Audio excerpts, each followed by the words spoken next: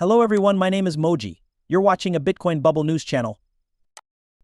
There's also the fact that the same people are usually called upon to handle crises, no matter who is in charge. One good example of this is the financial collapse of 2008. BlackRock was basically sent in to help deal with it. The bank bailouts, and then, when Trump was in office, BlackRock was brought in to pretty much create the Coven's fiscal policy, which has had effects that we're still dealing with. That's just one case though. Both agree that there should be more fingerprint security.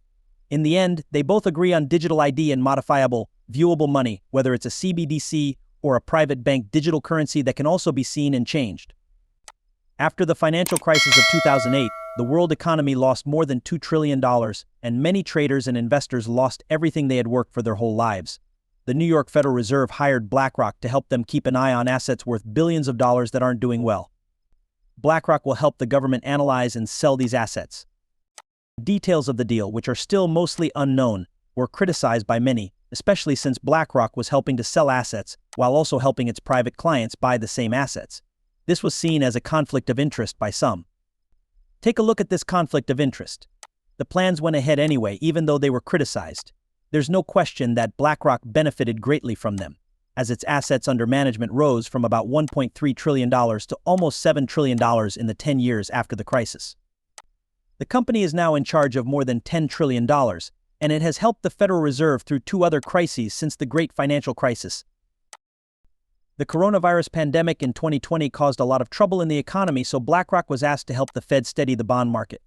Then, in 2023, to help the U.S. government sell $114 billion worth of securities owned by failed lenders Signature Bank and Silicon Valley Bank. People asked BlackRock's consulting business to help the Federal Reserve get through these tough times. The business has also worked with the British Treasury, the Swiss National Bank, the European Union, and the Greek government. Whitney Webb, a famous investigative reporter, recently had an interesting conversation with Natalie Brunell, a writer and YouTuber. In it, Webb shows how closely the world's elite really are connected. We fight over gender, race, political views, and other small things that they use to keep us from paying attention to their games. But they keep playing their games because they are united by their never-ending greed, ability to lie, and desire to control and subjugate humanity forever.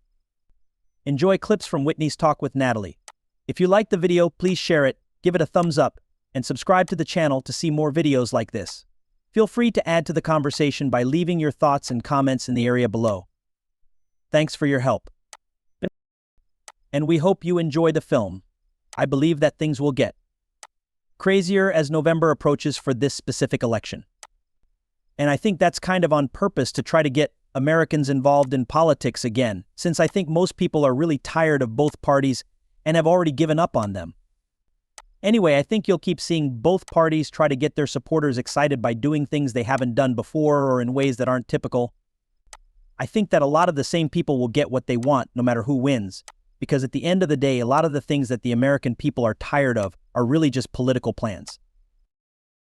In times of trouble, the same people are usually called upon to handle it, no matter who is in charge. The economic collapse of 2008 is a good example of this. The bailouts for bankers. Then, during COVID, when Trump was president, BlackRock was brought in to pretty much create the COVID fiscal policy. That's just one example of how this has affected us all. But there's so much that both parties tend to agree on, like using billions of dollars in US tax dollars to pay for wars or the state of Israel. It seems like people are trying to make this election seem like something it's not, and each group in their partisan bubble thinks their candidate is the answer and will suddenly fix everything. The bad news is that both are mainly funded by powerful people in Silicon Valley, and a lot of those rich people in Silicon Valley also work as contractors for the military and intelligence organizations, and so maybe the PayPal mafia will be on Trump's side this time, maybe because of J.D. Vance. He has David Sachs, Elon Musk, and other big names in his group. Even though Peter Thiel isn't saying much, there also seems to be some agreement, which we can talk about later. But there are also people on the Kamala side, like Reid Hoffman and Eric Schmidt, who have a lot in common with the oligarchs on the other side. For example, Eric Schmidt and Peter Thiel are both on the steering committee of the Bilderberg Conference, which is known for being a secret meeting of powerful globalists from business and government. The PayPal mafia also includes Reid Hoffman, David Sachs, and Elon Musk. They just give money to different parties. Do these businessmen have different reasons for wanting these policies at the end of the day? More biometric monitoring, digital ID, and programmable surveillance currency are all things they agree on. This is true whether it's a CBDC or a private bank digital currency that can be tracked and programmed. You should focus on the policies rather than the campaign rhetoric if you're against those things. This is because people forget that campaigns are just sales pitches during election season, and very few people keep the promises they make during campaigns once they are elected.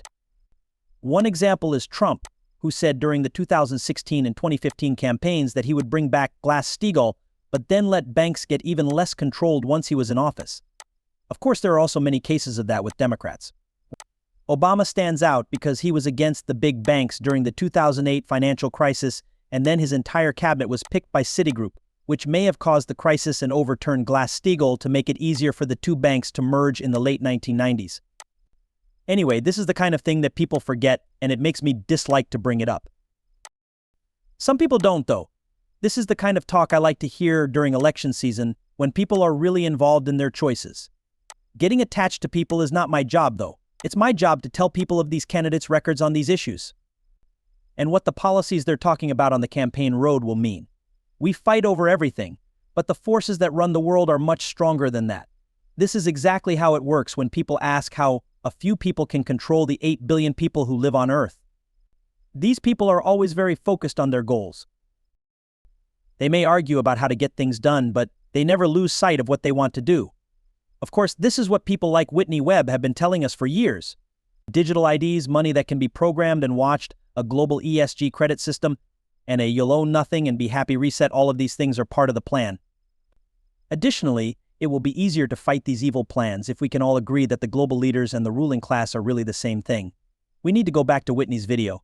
Don't think I'm telling you not to vote or anything on election day. Do what you want. But I think the problem is that a lot of people think that voting is enough on election day. Everything is fine. I don't need to do anything else to stop the country from going in the wrong direction. I'm only going to vote for this person. I think that's what's wrong. Do what you want on election day if you want to vote for someone you think is better. It's not my job to tell people what to do or who to vote for. But I don't like the idea that voting is all that needs to be done to fix the very serious problems the country is having right now. I believe a big part of it is spending more time with people in real life and making, friendships and networks that will help you and your community be more prepared for the next economic downturn. Little things like that. And I think it's important for people to remember how easily social media can be hacked, since I believe many people don't understand this. So in 2014, the US Air Force looked into how to use social media to control people like they were drones. These goals have been studied by people in the military and intelligence community who have spent about $2 million on study proposals in the past. So yeah, 2014 was about 10 years ago, right? A lot of this has moved forward, and it's not just the US government did it. A lot of other countries and intelligence agencies have spent a lot of money making something similar to these mind weapons that can be used on social media. That's why I think people should be much less trusting of what they see on social media, likes or retweets. It's kind of like polls. Are you aware that in 2016, the majority of news outlets